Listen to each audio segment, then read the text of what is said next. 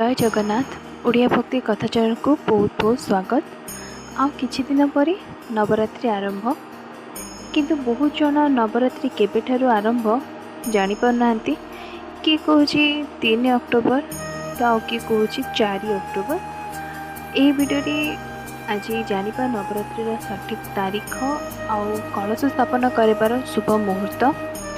तो वीडियो को एंड पर्यंत निश्चित भाव में देखूँ कहीं वीडियो बहुत हेल्पफुल हम। सो चलते स्टार्ट करवा आज वीडियो। साधारणतः नवरात्रि वर्ष में 4 थर पालित होता है। से 4टी मध्य दुईटी हूँ गुप्त नवरात्रि एवं आउ दुईटी हूँ प्रगट नवरात्रि। गुप्त नवरात्रि जोटा कि माघ एवं आषाढ़ मासरे पड़े थाए, जोटा कि जो माने तंत्र साधना करुछंती सेही माने ही गुप्त नवरात्रि पालन करथांती। आश्विन एवं चैत्र मासरे जो नवरात्रि पालन होता है सेटा को प्रगट नवरात्रि बोली कह जाए। चैत्र नवरात्रि विषय में आपण मानक परे केबे कहिबी कहीं वीडियोटी बहुत लॉन्ग हो जीवो। तो साधारणतः आश्विन नवरात्रि को शारदीय नवरात्रि मध्य कह जाए। काशतंडी फूल जिते फुटे माँ को आगमन बोली समस्ते कहती। सते जेपरी काशतंडी फूल माँ को धरपृष्ठ को स्वागत करुछि। तो जिते काशतंडी फूल फुटे बहुत भल भी लगे। समस्ते जानती कि आश्विन मास आसीगला, माँ आगमन समय आसीगला। सबुबले तो माँ आम मान सहित रही, किंतु यही दिन गुड़िक ही बहुत पवित्र दिन बोलिकी समस्त मानती। निश्चित भाव में किसी पुराण रे वर्णित अच्छी बोलिकी यही दिन को बहुत इम्पोर्टेंस दिया जाउची। से जहाँ भी होना कहीं तो आम नवरात्रि विषय किसी जानीदबा। तो आश्विन मासरे जो नवरात्रि पालन होता है मुझे विषय आपको आज किसी कहि। चैत्र नवरात्रि मैं आपको सहित पर के शेयर करदेवी। तो नवरात्रि रे आम माँ को 9टी रूप को पूजा करता। ओडिशा बाहर जी सब शक्तिपीठ अच्छी सेठी केवल नवरात्रि माने 9टी रात्रि को ही नवरात्रि भाव में पूजा करथांती। किंतु आम ओडिशा रे जो दिन दीतिवामन ओषा पड़ीला से दिन ठारू सबु आम ओडिशार शक्तिपीठ रे माँ 16 दिनात्मक दिनात्मक यात्रा आरंभ हो जाए, जोटा कि माँ सबू भिन्न भिन्न रूप धारण करी पूजा पाई थांती। तो कटक चंडी हुंतु से काकटपुर मंगला हुंतु जी आम ओडिशा रे जिते भी सब अच्छी माँ का शक्तिपीठ सेठी सबू माँ भिन्न भिन्न रूप रे पूजा पाउछंती।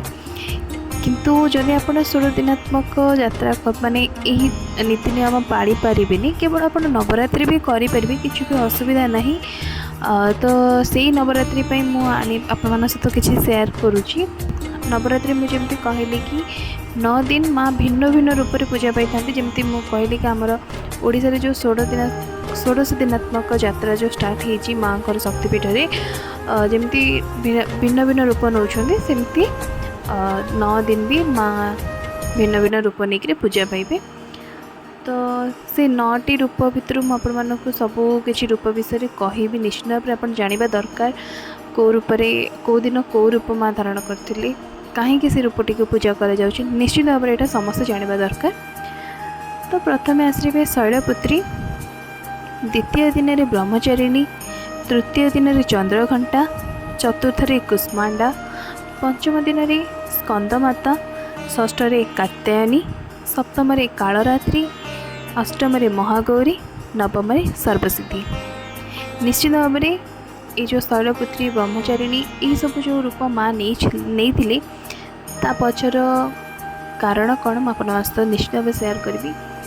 तो प्रथम मुझे प्रथम दिन जोटा कि मातांकर प्रथम रूप जोटा कि हूँ शैलपुत्री। शैलर अर्थ हूँ हिमालय बा पर्वत। आउ पुत्री तो कहले निश्चित भाव में कन्या को ही बुझेबा, पर्वतर कन्या पर्वतर झील। तो जिते बड़े माता शक्ति निजर देहत्याग करथिले, जिते आत्मदाह देते सेतेबेले से तापरे हिमालयंकर पुत्री भाव में से जन्मग्रहण करथिले। तो से दिन ठू ताकरी ना माता पार्वतींकर ना होता शैलपुत्री। द्वितीय आसब ब्रह्मचारिणी माँ द्वितीय रूप। माता पार्वती शिव को पाइबा पई, शिव को विवाह करने जो रूप धारण करते से हूँ ब्रह्मचारी रूप। ब्रह्मचारी रूप धारण करी से कठोर तपस्या करिकी शिव को पाई। तो से दिन ठारू मातांकर ना अन्य नाम अच्छी ब्रह्मचारिणी रूप। तो तृतीय हूँ चंद्रघंटा। जिते बड़े शिव को माता पार्वती विवाह करते से मस्तक माता पार्वती मस्तक चंद्र को धारण करते। तो से माता नाम हो चंद्रघंटा। तेरे चतुर्थ को आसवा। चतुर्थ होती कुष्मांडा। जिते सृष्टि आरंभ होता सबुठारे अंधकार थिला से समय देवी कुष्मांडा रूप में सूर्यलोक रही एवं ब्रह्मांड को ऊर्जा प्रदान करते। तो सही दिन ठारू माता का नाम हो कुष्मांडा। पंचम हूँ स्कंद माता। कार्तिक को पुत्र भाव पाई। तो से जो रूप देते से हूँ स्कंद माता। तापर आसवा कात्यायनी जोटा हूँ मातांकर षष्ठ दिन रूप। तो कात्यायनी रूप से महिषासुर को वध करते। तेबे सप्तम को आसवा कालरात्रि। जितेबले देवी पार्वती शुंभ निशुंभ नामक राक्षस को मारी से समय देवी कालरात्रि रूप धारण करते। आ माँ कर यही रूपटी हूँ बहुत भयंकर रूप। माँ कर यही रूपटी भयंकर होता पारे किंतु माँ निश्चित भाव में माँ। तेबे तापर आसवा अष्टम रूप जोटा कि हूँ महागौरी रूप। तो ये कथा शुणा मत बहुत भल भी लगे। माँ को यही रूपटी मत बहुत भल लगे। तो पुराण रे लिखा अच्छी कि जिते बड़े माता पार्वती शिव को निज पति रूप में पाइबापी कठोर तपस्या करथिले से समय रे माता पार्वती शरीर कला पड़ जाता। भगवान शिव माता पार्वती तपस्या रे प्रसन्न होकि माता पार्वती को स्वीकार करते एवं गंगा जल देवी शरीर को धोईदेवा पर माता शरीर कलारू गोरा वर्ण हो जाता। तो सही दिन ठारू माता नाम महागौरी नाम नामित हो गला। तो लास्ट जोटा कि नवम दिन सबुठारू इम्पोर्टाट दिन सबुठारू आपण जो 8 दिन पूजा करेंगे से यही दिन गोटे दिन ही आप बहुत किसी पाइबे जदि आपणकर से निष्ठा से भक्ति भाव थी। तो निश्चित भाव में यही दिन आपणकर पूजाटी संपूर्ण भाव में सफल हम कहीं नवम दिन होती सिद्धिदात्री। तो यही दिन तो कह जाए यही रूप शिव भगवान शिव अर्धनारीश्वर रूप धारण भी करथिले।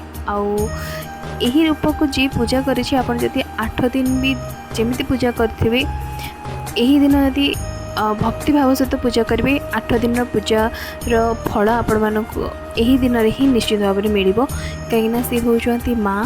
ताकू कौन से जिनसर आवश्यकता नहीं केवल भक्ति भाव छड़ा भगवान को आउ किसी भी दरकार नहीं निश्चित भाव में आउ से तो होती माँ।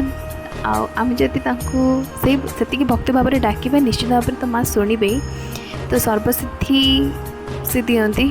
तो से सिद्धिदात्री को पूजा कले सर्वसिद्धि प्राप्त होता है। आपणकर जो 8 दिन आप पूजा कर जो 16 दिन आप पूजा कर आपन को निश्चित भाव में यही दिन ही सिद्धि प्राप्ति होता है। आपन को बहुत किसी प्राप्त होता है। ये रही माँ को 9टी रूप भिन्न भिन्न रूप माँ को भिन्न भिन्न रूप सांगे माँ को सब रूपर किसी ना कि पछर कारण।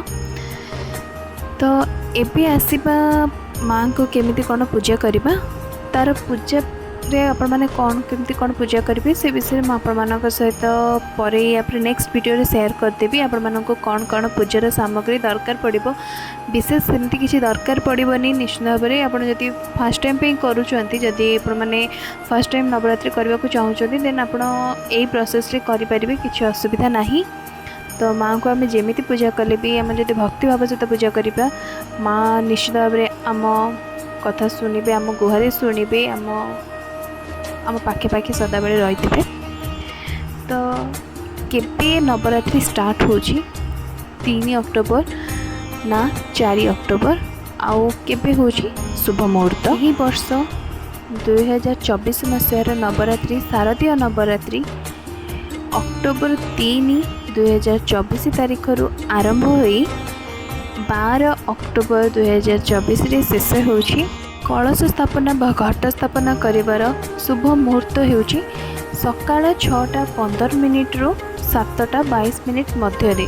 ଏତିକି ଟାଇମ୍ ଭିତରେ ଆପଣ କଳସ ସ୍ଥାପନା କରିବେ। କଳସ ସ୍ଥାପନା କରିକି ପୂଜା ମଧ୍ୟ ଷ୍ଟାର୍ଟ କରିଦେବେ। ତ 6:15ରୁ ହିଁ ଷ୍ଟାର୍ଟ କରିଦେବେ, କଳସ ସ୍ଥାପନାଟା ଷ୍ଟାର୍ଟ କରିଦେଇଥିବେ। କାହିଁକିନା ନବରାତ୍ରିରେ କଳସ ପୂଜା ହିଁ ହେଉଛି ସବୁଠାରୁ ଇମ୍ପୋର୍ଟାଣ୍ଟ। ଆପଣ ମାଙ୍କର ବିଗ୍ରହ ରଖନ୍ତୁ କି ନ ରଖନ୍ତୁ, ଯଦି କଳସଟି ଆପଣଙ୍କୁ ନିଶ୍ଚିତ ଭାବରେ ଆପଣ ଯଦି ନବରାତ୍ରି ପୂଜା କରିବେ ତ କଳସଟି ନିଶ୍ଚିତ ଭାବରେ ସ୍ଥାପନା କରନ୍ତୁ। ନହେଲେ ଆପଣ ଯଦି ନବରାତ୍ରି ପୂଜା ବି କରିବେନି ତ ଘରେ ପିଆଜ ରସୁଣ ସେ 9 ଦିନ ଖାଆନ୍ତୁନି। କେବଳ କଳସଟି ଦୁର୍ଗା ପୂଜା ଅଛି ବୋଲିକି ବି ଆପଣ ମାଙ୍କ ନାଁରେ ବି ସେ କଳସଟିକୁ ସ୍ଥାପନା କରିପାରିବେ। ନବରାତ୍ରି ପରେ ଆପଣ ତାକୁ ଉଦ୍ଯାପନ କରିପାରିବେ, କିଛି ଅସୁବିଧା ନାହିଁ। କିନ୍ତୁ ଯଦି ଆପଣ କରୁଛନ୍ତି ତାହେଲେ 6:15 ପରେ ବି ନୁହେଁ, 6:15 ଠୁ 7:22 ମଧ୍ୟ ଭିତରେ, ମାନେ ସେ ଭିତରେ କରିଦିଅନ୍ତୁ। ତ ଏତିକି ହିଁ ହେଉଛି ଶୁଭ ମୁହୂର୍ତ୍ତ। ଆଉ କେଉଁ ଦିନଠୁ ନବରାତ୍ରି ଆରମ୍ଭ ହେଉଛି, ତ ନବରାତ୍ରି ପୂଜା କରିବା ପୂର୍ବରୁ ମୁଁ ଆପଣମାନଙ୍କୁ କିଛି ଛୋଟ ଛୋଟ ଟିପ୍ସ ତ ନିଶ୍ଚିତ ଭାବରେ ସେୟାର କରିବି। କେମିତି କ'ଣ ପୂଜା କରିବେ କ'ଣ ନାହିଁ ମୁଁ ଆପଣଙ୍କୁ ତ ନେକ୍ସଟ ଭିଡ଼ିଓରେ ସେୟାର କରିବି, କିନ୍ତୁ ଏ ଭିଡ଼ିଓରେ ବି ମୁଁ ଆପଣଙ୍କୁ କିଛି କିଛି କହିଦେଉଛି। ତ ନବରାତ୍ରି ପୂଜା ବା ଦୁର୍ଗା ପୂଜା ପୂର୍ବରୁ ଘରକୁ ପ୍ରଥମେ ଭଲ ଭାବରେ ପରିଷ୍କାର କରିବେ। କାହିଁକିନା ଆମେ ଅପରିଷ୍କାର ଜାଗାରେ ବି ରହିବାକୁ ପସନ୍ଦ କରନ୍ତିନି। ତ ଭଗବାନ କେମିତି ସେ ମା ହୁଅନ୍ତୁ କି ଜଗନ୍ନାଥ ହୁଅନ୍ତୁ କି ଯିଏ ବି ହୁଅନ୍ତୁ, ଯେଉଁ ଠାକୁରଙ୍କୁ ଆମେ ବିଶ୍ୱାସ କରୁଛେ ସେମାନେ କେମିତି ଅପରିଷ୍କାର ଜାଗାରେ କେହି ବି ରହିବାକୁ ପସନ୍ଦ କରିବେନି। ତ ସେଥିପାଇଁ ନିଶ୍ଚିତ ଭାବରେ ଚେଷ୍ଟା କରନ୍ତୁ ଦଶହରାରେ ଘରକୁ ନିଟ୍ ଆଣ୍ଡ କ୍ଲିନ୍ କରିବା ପାଇଁ, ସଫା କରିବା ପାଇଁ। କାହିଁକିନା ଏଇଟା ହେଉଛି ଶାରଦୀୟ ନବରାତ୍ରି। କୁହନ୍ତି ଏହି ଦିନରେ ମା ବହୁତ ପ୍ରତ୍ୟକ୍ଷ ଥାଆନ୍ତି ଆଣ୍ଡ ସେ ସବୁଆଡ଼େ ହିଁ ସର୍ବତ୍ର ବୁଲନ୍ତି। ଏମିତି ନୁହେଁ କି ମା ଅଲଗା ଦିନରେ ରୁହନ୍ତିନି ଆମ ସହିତ, ସେ ମା ତ ସବୁବେଳେ ଆମ ସାଙ୍ଗରେ ରହିଥାନ୍ତି। ଆମେ ଯେତେବେଳେ ବି ତାଙ୍କୁ ସ୍ମରଣ କରିଥାନ୍ତି ସେ ଆମ ପାଖେ ପାଖେ ଥାଆନ୍ତି।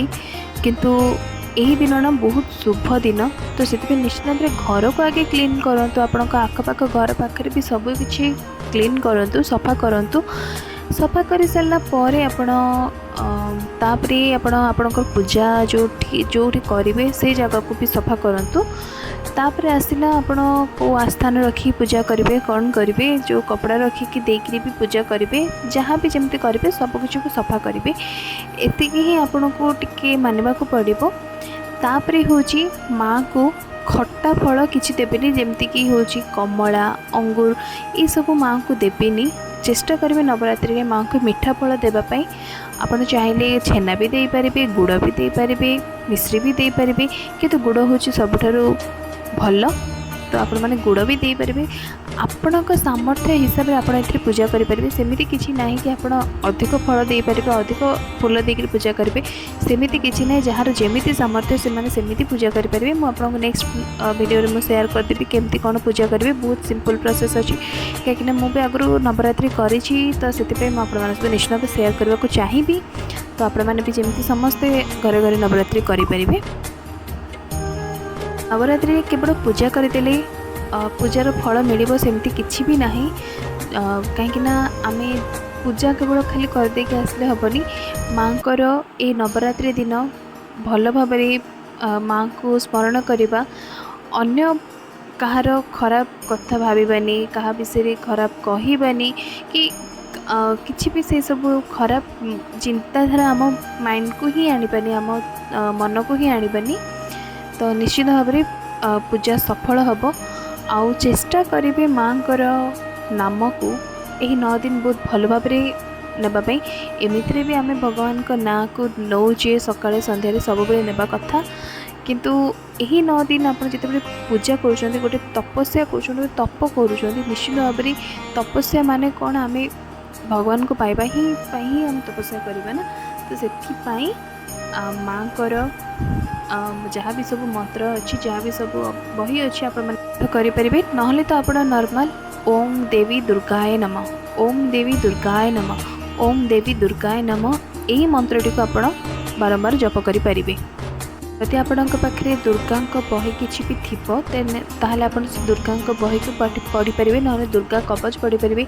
आजिकल तो इंटरनेट रे जहाँ भी आप सर्च करेंगे सबकि आवेलेबल अच्छी। आपण मैंने जदि दुर्गा किसी स्तुति भी खोजे ना आपको आराम से आपणकर लैंग्वेज मिल जाव। ओडिया हो हिंदी हो इंग्लिश हो आपन को सबकि लैंग्वेज अवेलेबल अच्छे। आपण मैंने आराम से पढ़ी पे स्तुति भी से मोबाइल देखिए आप करेंगे। किंतु निश्चित भाव चेष्टा करूँ कि आपण मैंने केमी माँ नाम धरवे। आपड़ जेकोसी कम करूँ ता बोली नुहे कि आप माँ को सामने ही केवल बसिक मंत्र जप करेंगे। आपण गोटे कम भी करुँच ओं देवी दुर्गाय नमः ओं देवी दुर्गाय नमः ओं देवी दुर्गाय नमः यही मंत्रटी को जप करेंगे। सेमती किसी भी ना कि आपण मैंने माँ को पाखे ही बसिक केवल जप करेंगे। कर्म भी करार अच्छी पूजा सागर कर्म भी करार अच्छी। तो से कर्म को भी देखार अच्छे कहीं कर्म ही भगवान। तो कर्म सागर भगवान को भी आम देखा। तो एतिक ही किसी कथा रही आपण मैंने यही छोट छोट टिप्स को आपण मैंने ध्यान रखु। आपण मैंने नवरात्रि निश्चित भाव पालन करूँ। बहुत पवित्र थाए नवरात्रि। वीडियो बहुत लॉन्ग हो गलानी तो आज वीडियो मुझे ही एंड करी।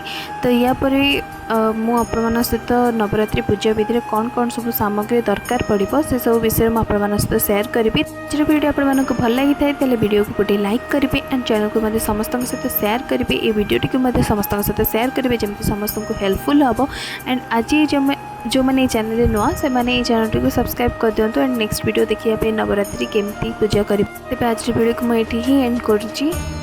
जय जगन्नाथ जय जगन्नाथ जय जय श्री जगन्नाथ।